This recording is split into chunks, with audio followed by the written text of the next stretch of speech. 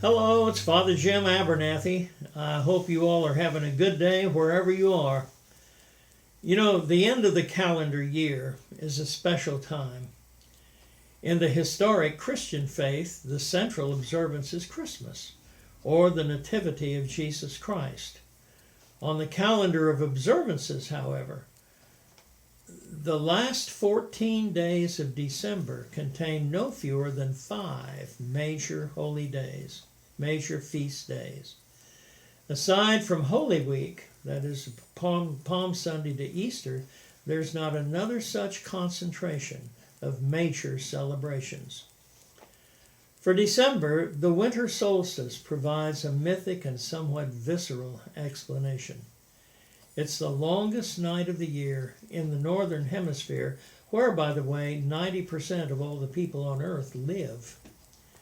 But it's the longest night of the year in the northern hemisphere, and the roots go back nearly to prehistory, when an obvious question was, what if? What if the darkness continued to increase and the world sank into permanent darkness and cold? What if life-giving warmth and sunlight did not return? The sky was studied closely, and when the solstice passed and the promise of a new spring returned, it was a time for great and wild celebrations.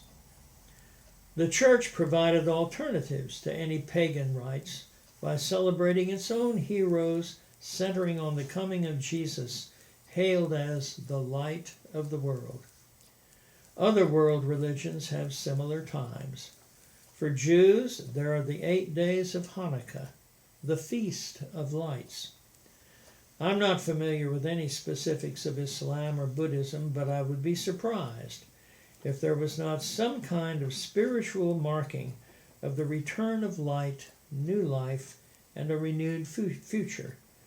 Renewal is a constant yearning in the human breast. From my own tradition and commitment, I wish for everyone a happy time at this time. For those at sea or far from home and loved ones, I wish you safe voyages under God's grace and reunions with family and friends.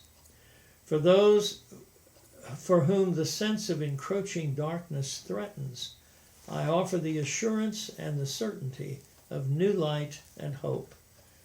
For God does not turn his back on the giant act of love that is God's creation.